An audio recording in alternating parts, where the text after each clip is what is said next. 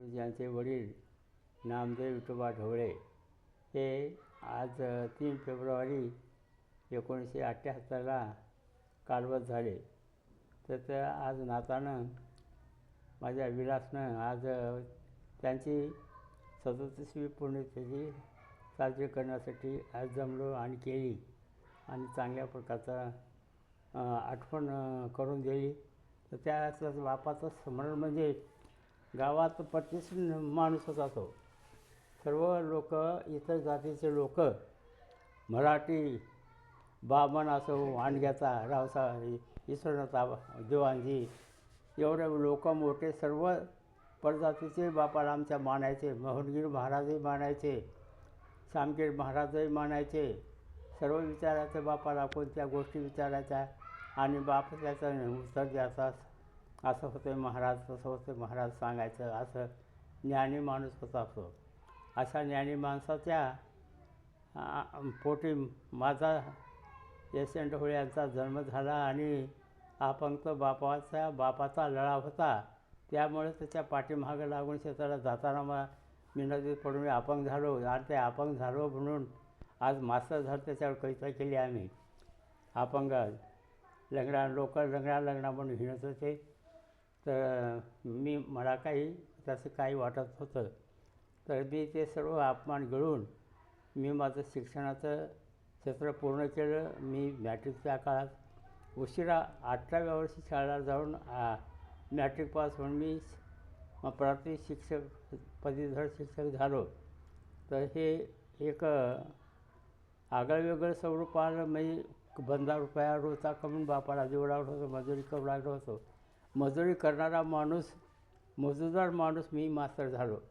कधी झानीमध्ये स्वप्नी मला ते मास्तर होईल किंवा मी शिकण असं मला कधीही वाटलं नाही.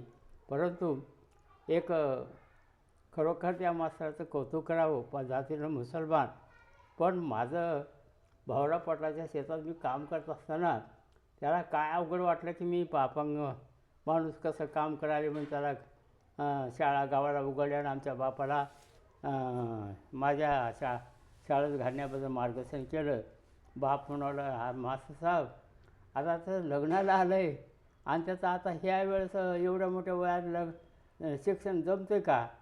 ते मास्तर काय म्हणाले, केवढ्या वयाचं जमतं शिक्षणाला, काही हे नाही वय आणि त्याचं वय कमी करून मी शाळेला घेतो. म्हणून त्या मास्तरानं मला शाळेला बळजबरी नेलं. म्हणून आज मी मास्तर होऊन माझ्या लेकराबाळाचं संगोपन केलं, चांगल्या प्रकारचं संगोपन केलं. 4 लेकरं माझे चांगल्या प्रकारचे नांदेडमध्ये माझं ध्येय होतं. मी नांदेड गाठून नांदेड घर बांधावं म्हणून. तर माझं एकट्याचंच घर नसून माझ्या 3 लेकराचे घरं ह्या नांदेडमध्ये बंगले झालेले आहेत. त्याचा मला फार मोठा अभिमान आहे. मी जे कथिलं होतं, म्हणलं होतं बापाला, ते करूनच दाखवलं. जे म्हणतो ते करूनच दाखवत होतो मी. अशा प्रकारची माझी जिद्द होती. जिद्द माणसांना कोणत्या कामाची जिद्द असली की केवढाही माणूस मोठा होऊ शकतो, लहान राहू शकत नाही. मात्र कामाची जिद्द पाहिजे आणि आळस काढून टाकला पाहिजे. आळस काढला की माणूस आळसाला गिळून टाकला की आपलं जीवन इतकं सुखी आणि समाधानी करू शकतो. अशा प्रकारचं म्हणजे अनुभवातून निश्चित झालेलं आहे. तर बाप आज विलास प्रेमला त्या बापाची पुण्यतिथी ह्या जत्रा आमच्या गावाला जत्रा आहे. जत्रा भरती. त्या जत्रेच्या यात्रेला जाऊन आली दोघंही. पण मी माझं लग्न झालं. मी देवाचा एवढा त्याग केलेला आहे. सर्व देव मी नदीत कुंकडे टाकू दिली कुठेही. मी बापानं म्हणलं, तुमचं लग्न झालं नवरा बायकोनं, दत्ताचं दर्शन घ्यावं अशा प्रकारचं मला म्हणू लागला बाप. तर मी म्हणलो, मी दर्शन घेत नाही म्हणलं, कारण ते दर्शन घेऊ देणार, देव मदत येऊ देणार, त्याचं कुठलं दर्शन घ्यावं म्हणून मी त्याग केला.